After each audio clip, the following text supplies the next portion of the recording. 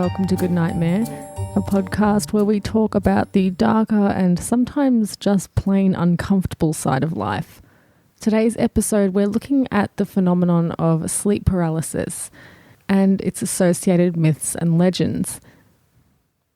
Sleep paralysis, to say the least, can be a terrifying experience.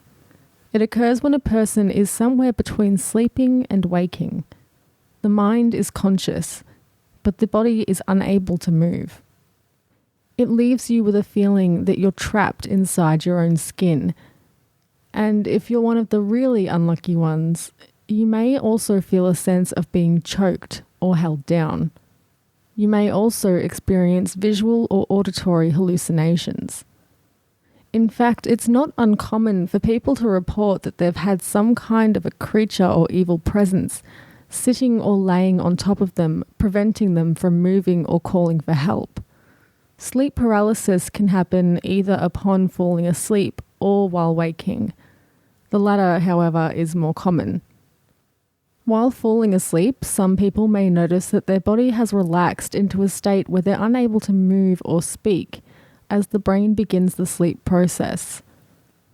Personally, my only experiences with sleep paralysis have occurred when waking from nightmares.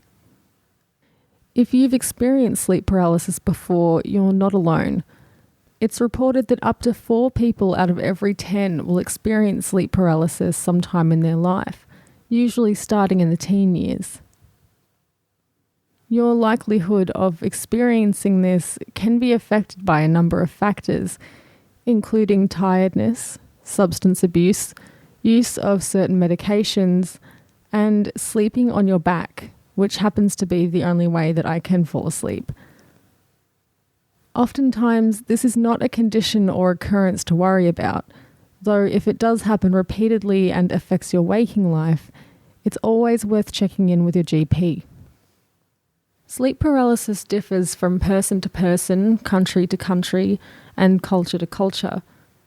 Research into sleep paralysis in Denmark and Egypt, for example, showed that in Egypt around 50% of sufferers associate sleep paralysis with impending death, and it's seen through a filter of fear and superstition. In Denmark, only 17% of people reported experiencing sleep paralysis, and it was seen as simply a physiological event, something not to be concerned with. My first experience with sleep paralysis, I had been sleeping on my stomach. My mind woke up before my body and I was laying face down in a pillow, unable to breathe. I wasn't able to push myself up or move my face away from the cushion. I remember feeling as though someone was sitting on my back and holding me down by the neck. I doubt I was in any real trouble, but when you feel as though you're in such a vulnerable position, it can be incredibly unnerving. Sleep paralysis can lead to what is referred to commonly as worry attacks or increased anxiety regarding sleep.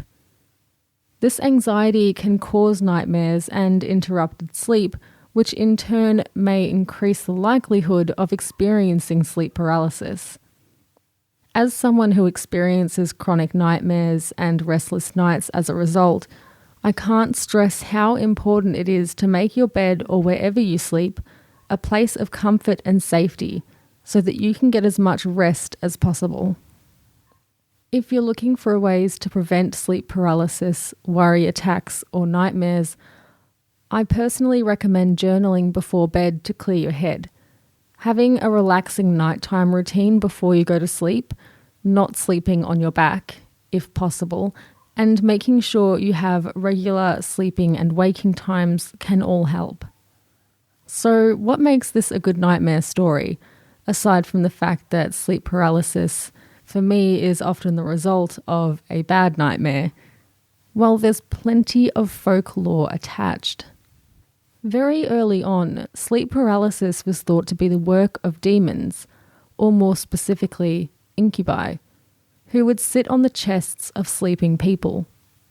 Of course, many of us know the different visions, beliefs, and hallucinations are often heavily affected by a person's culture. For some, the demon may be an incubus.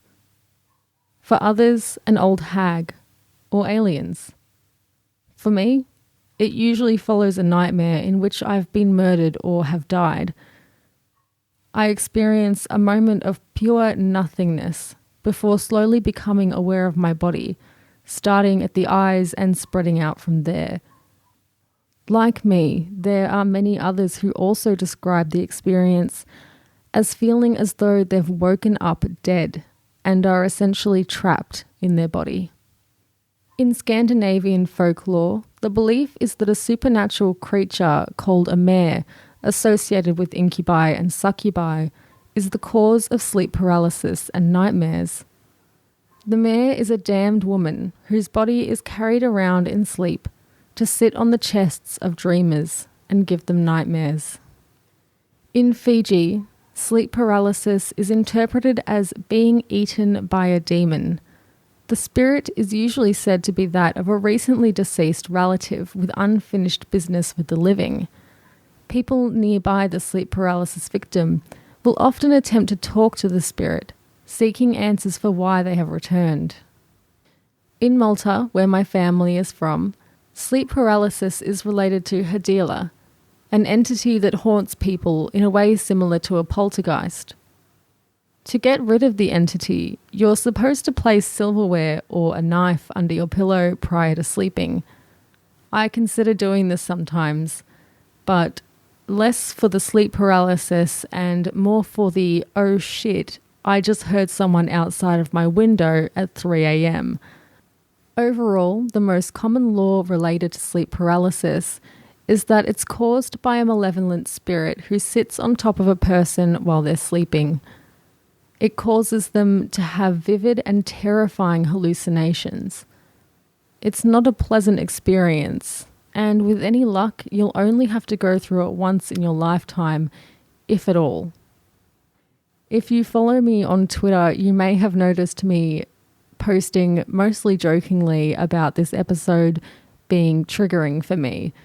And by that, I mean this next part that I'm about to share with you actively gives me anxiety attacks and extreme physical discomfort. But I'm going to share it with you anyway. The part of it that is quite upsetting for me is related to blood loss. So if this is a trigger for you or something you're not comfortable with, I'll completely understand if you want to skip this next story. One of the worst cases of sleep paralysis that I've experienced occurred after a nightmare in which I died. I had dreamt that I was laying in bed with my partner and my nose started bleeding. I started to get out of bed and try to head towards a different room or a bathroom possibly. And I was trying to call for help, but the boyfriend in my dream was upset with me, and by the time he noticed what was happening, it was too late. My nose was bleeding heavily and I was basically hemorrhaging to death. I held onto his hands while I slumped to the floor, and I remember feeling Death's arms wrapped around my waist, physically pulling me to the floor. My mind started to go blank and my eyes were closing. The body doesn't know what is real and what isn't when you're dreaming. It just reacts. My body reacted by going into the worst paralysis I've experienced. There was a moment between dying in my dream and waking in real life that was just blank, as though my mind had already switched off, believing itself to be dead. The first part of my body that I could feel was my eyes moving against the backs of my eyelids, and I slowly regained awareness throughout the rest of my body afterwards. It was a little while before I was able to move. The dream was based on a real-life experience. Since I was a kid and up to my mid-20s, I was prone to mild to severe nosebleeds, and one night, laying in bed with my then boyfriend, my nose started to bleed, and I ran to the bathroom. In the 3 seconds it took to get from his door into the bathroom, the blood was already dripping down my hand, down my arm, and onto the floor.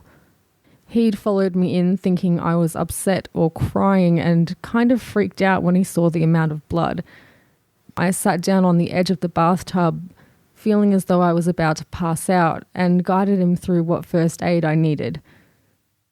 I'd lost a significant amount of blood, enough to warrant going to the doctor, and I spent the next couple of days feeling weak and achy, as though I'd been beaten, and seriously uncomfortable. It still makes me sick to think about how I felt, and whenever I talk about this experience, I relive the symptoms. And thankfully, that's the conclusion to that part of the story. If you have your own stories of sleep paralysis, and whether you interpret it as a spirit, an alien, or another entity causing it, or just a strange physiological occurrence, feel free to write in and let me know. I'm always happy to hear good or bad nightmare stories, and hope to have enough soon to make a listener story episode. If you have any suggestions about different cases or topics you wouldn't mind me exploring on Good Nightmare, feel free to get in contact. You can find me on Twitter or Instagram at goodnightmare_s, via email at goodnightmare_s@outlook.com, or on Facebook at Good Nightmare Pod. If you're a fellow podcaster and would like to do a promo swap, feel free to shoot me an email or contact me on social media. Thank you so much for listening, and I hope you enjoyed this episode, as well as the personal tidbits. Until next time, sweet dreams.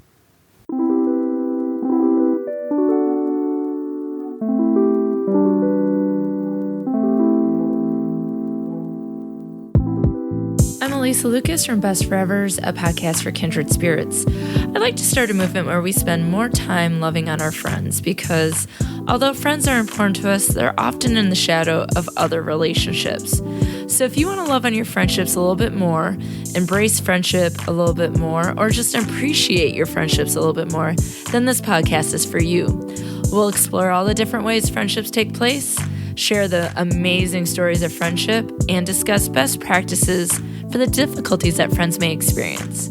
It's time to embrace friendships because without our friends, who would we be? So check out Best Forevers on iTunes, Stitcher, and all the other podcasting listening venues. And be sure to follow Best Forevers Pod on Instagram, Facebook, and Twitter.